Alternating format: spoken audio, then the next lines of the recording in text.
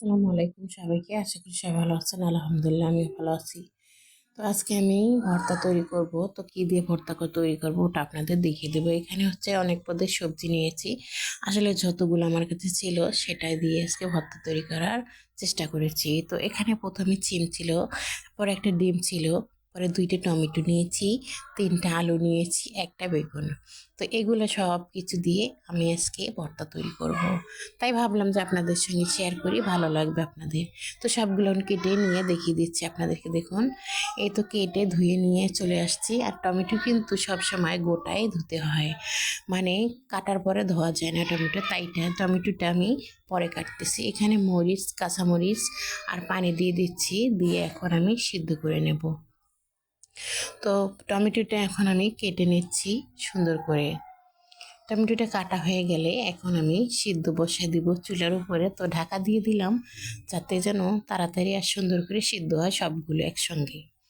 তো বলক চলে আসছে আমার সবজিটার।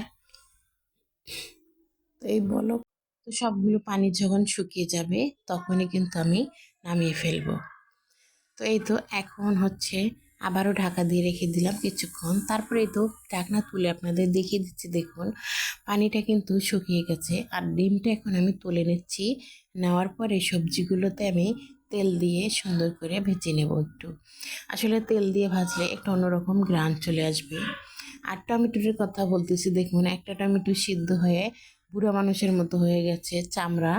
আর কিছু কিছু টমেটোর আবার মানে অল্প বয়সের মানুষের মতো আস্তই আছে।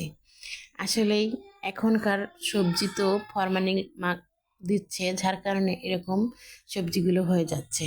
কারণ আমরা এখন পরিস্থিতির শিকার, যে ফরমালিন যুক্ত খাবার খেতে হচ্ছে আমাদের।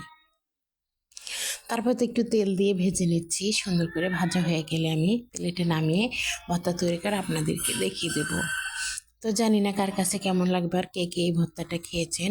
অবশ্যই যদি ভালো লাগে একদিন তৈরি করে খাবেন, খুবই ভালো লাগবে।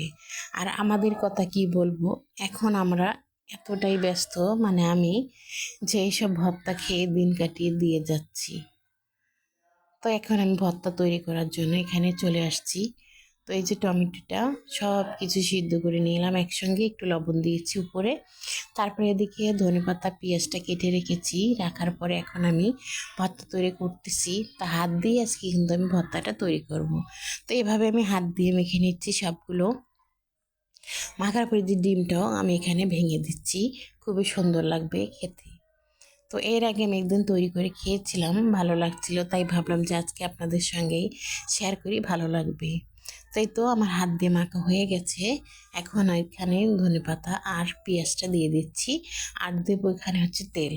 তো আমি পুরো ভিডিওটাই আপনাদের দেখিয়ে দিলাম, কোথায় কী দিলাম, কোন কোন জায়গায় কী দেওয়া লাগতেছে সবই আপনাদের বলে দিয়েছি। আর সঙ্গে আবার আরেকজন আমাকে ভর্তা দিয়ে গেছে। দেখুন, এখানে 2 রকমের ভর্তা। তো মোটমাট 3 রকমের ভর্তা হয়ে গেল আজকে আমার খাবারে। তো আলহামদুলিল্লাহ খুব ভালো খেলাম, আল্লাহর দয়ায় আমাদের খুব ভালো খাচ্ছি। একদিন আপনারা খাবেন।